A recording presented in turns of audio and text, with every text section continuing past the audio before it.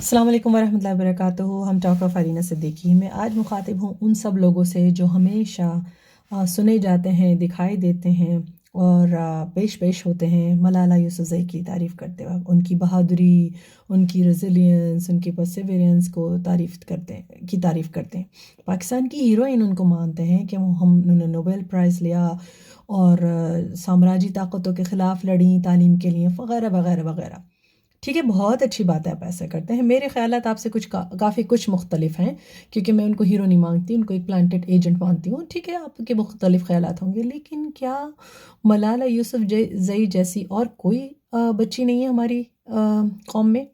और क्या हर रोज़ बच्चियाँ शहीद नहीं हो रही? क्या हर रोज़ बच्चियाँ जेलों में नहीं जा रही? क्या हर रोज़ बच्चियाँ सड़कों पर रौंदी नहीं जा रही?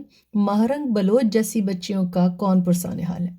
क्या महरंग बलोच जो एक गलत सिस्टम के ख़िलाफ़ आवाज़ उठा रही है, अपने भाइयों को, अपने बेटों को, अपने जो है घर के मर्दों को ढूंढती फिर रही हैं ये बच्चियाँ, क्या वो मलाला यूसुफ़ज़ई से कम इम्पोर्टेंस रखती हैं? क्या उनकी अहमियत कुछ भी नहीं है? क्या उनके खिलाफ आवाज़ उठाने वाले लोग नहीं हैं? उनको नोबेल प्राइज़ के लिए कौन नामज़द करेगा? उनकी क्या वैल्यू है हमारी ज़िंदगियों में और हमारे निज़ाम में और हमारी मुआशरे में? उनकी कोई वैल्यू नहीं है। वो इसलिए कि वो उस सिस्टम के खिलाफ लड़ रही हैं जो सिस्टम मलाला यूसुफ़ज़ई जैसे लोगों को प्लांट करता है।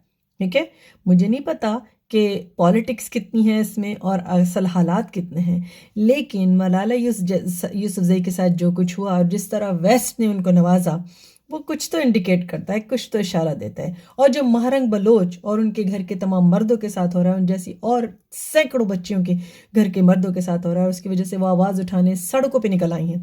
उनके खिलाफ कोई आवाज़ नहीं उठा रही, उनके खिलाफ कोई ना कोई अमेरिका से बोल रहा है, ना कोई और किसी वेस्टर्न कंट्री से बोल रहा है, उनके खिलाफ कोई पाकिस्तान से बासपुर्स नहीं कर रहा, पाकिस्तान से कोई सवाल जवाब नहीं हो रहे। ठीक है, आफिया सिद्दीकी जैसे लोग भी हैं ना, डॉक्टर आफिया सिद्दीकी, जिनको गायब कर दिया गया और सालों से वो जेलों में पड़े सड़ रहे हैं।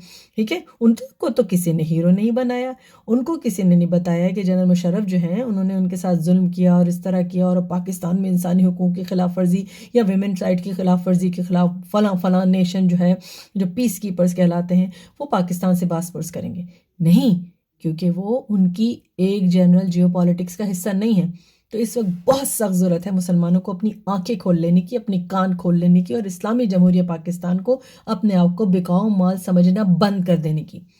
याद रखिए, ये सारे लोग आपके ऊपर इसलिए हावी हैं, ये सारी क़ुव्वतें आपके ऊपर इसलिए हावी हैं कि हमारे अंदर मर्द मुजाहिद पैदा होना बंद हो गए।